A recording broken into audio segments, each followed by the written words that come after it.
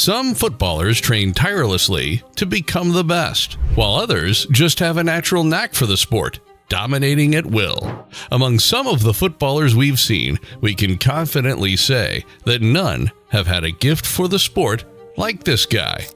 Imagine partying all night before the biggest game of your career, sleeping all day, and showing up only minutes before kickoff, only to score a hat trick that seals your team's victory.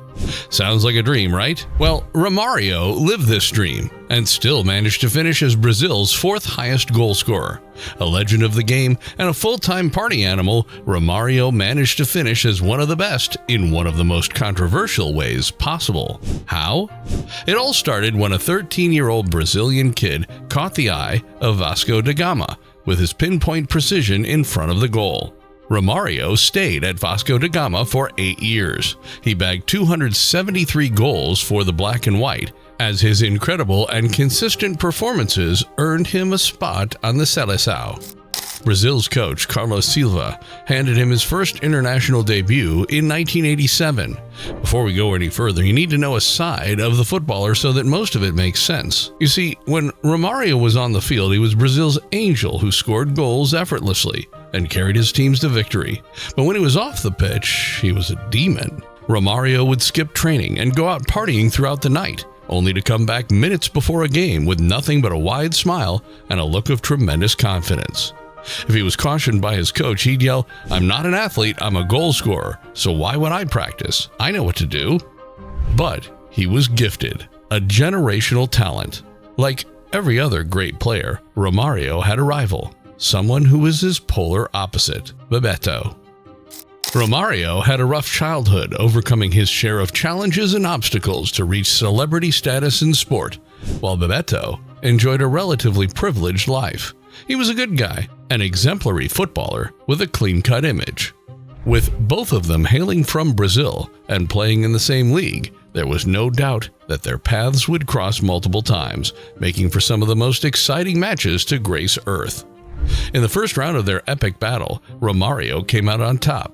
He finished as the top scorer in their first season and showed Bebeto that he meant business by scoring the winner in the Carioca Championship against Flamengo. The next time out, Bebeto came prepared.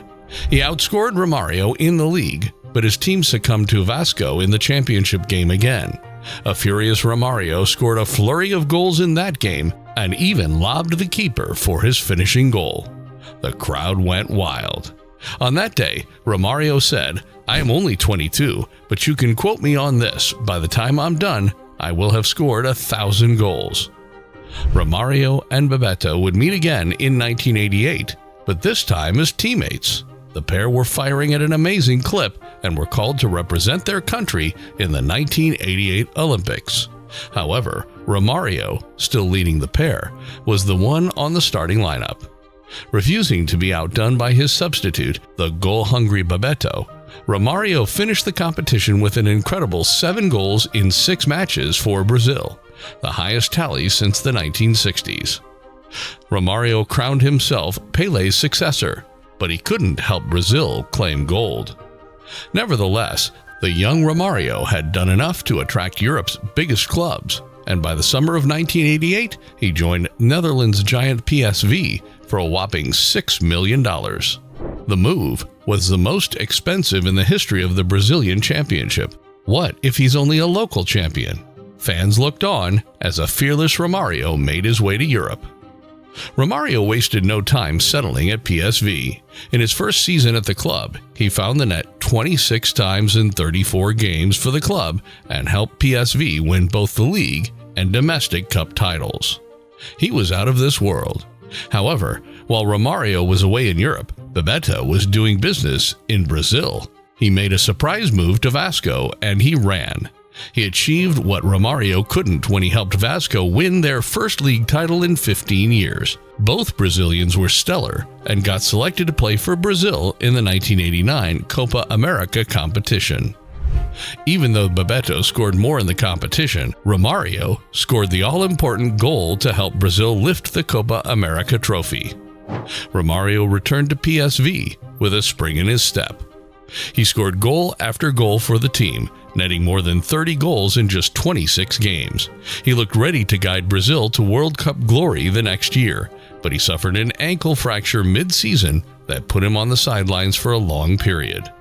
Even with his injury, Romario managed to finish that season as the Eredivisie's top scorer. However, PSV fell to second as the team suffered in Romario's absence. They came close, losing the league title by only a point.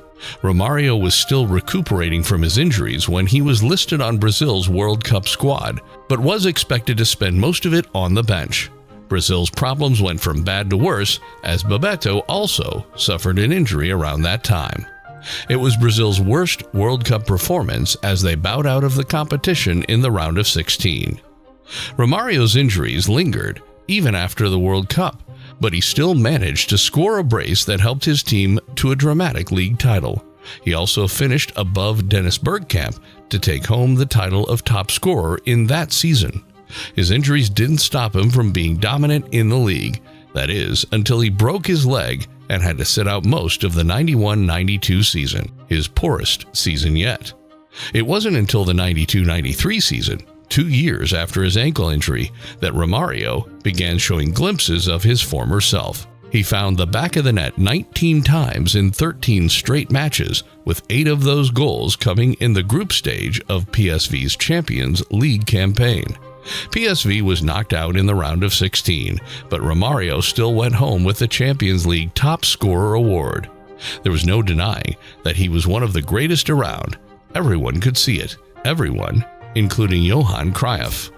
Cruyff knew all about Romario's antics and rebellious nature, but his knack for goal scoring intrigued him, and Barcelona needed all the help they could get. The team had struggled with winning in the last 30 years, having only managed 2 league titles in that duration. Something had to change, and it had to change fast. Cruyff took a gamble. Barcelona paid as much as 10 million euros to bring the Brazilian forward to Spain. It was the most ever paid for a player in the history of La Liga. The 1993-94 season was around the corner, and it was time to put the dream team to the test. Bebeto was already playing in La Liga before Romario arrived. He had joined newly promoted Deportivo a season earlier and had already helped them secure a podium finish. The pressure was on Romario to justify his huge price tag, and you know what he did? He promised more goals. Romario had sworn that he'd score at least 1,000 goals in his career and promised to deliver 30 goals in his first season at Barcelona. He didn't waste time letting the other teams know he meant business. In his first game for the Blaugrana, Romario banged a hat-trick against Real Sociedad. He registered another hat-trick against Atletico Madrid, and by the 10th game of the season, he had scored an equal number of goals. But he was only getting started. Romario came close to winning the 1993 FIFA World Player of the Year, finishing only behind Robert Baggio. The near miss fueled his hunger, and at the beginning of 1994, he scored a historic hat-trick against Barca's bitter rivals as the Dream Team decimated Real Madrid 5-0. If you think that was impressive, wait till you hear what Romario did next. There was a big carnival in Brazil, but he was far away in Spain. Romario pleaded with his coach to have some days off to attend the party, and Cruyff seized the opportunity. The smart manager promised to give Romario 2 days off if he scored 2 goals in their upcoming game. 20 minutes into the game, Romario had already scored 2. He immediately signaled to Cruyff to be subbed off, saying, "Coach, my plane leaves in an hour." Romario returned to Barcelona satisfied with the break and full of energy. He scored 13 goals in 8 games, but the Dream Team was still stuck in second place, looking up to Bebeto and Deportivo until the final game of the 93-94 season. Deportivo were ahead by 2 points on the final match day, and Barcelona were being held to a 2-2 draw as the clock was winding down. Romario, quick as ever, beat one defender and a second one, and thundered a right-footed shot past the Deportivo keeper in the 70th minute, giving Barcelona the go-ahead late in the game and scoring his 30th goal in the league just as he had promised. At around the same time, Deportivo were awarded a penalty in their game against Valencia. Putting it away would seal their title charge, but Bebeto choked. He gave the chance to a teammate who carelessly placed it within the keeper's reach. Bebeto was devastated. He'd thrown away a chance to beat Romario and win the league title for his club. It wasn't all smooth sailing for Romario, though.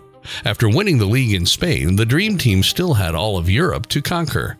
They were to face Milan in a final of the Champions League, where they were heavy favorites. Milan thwacked them 4-0 in one of the most embarrassing results in the competition.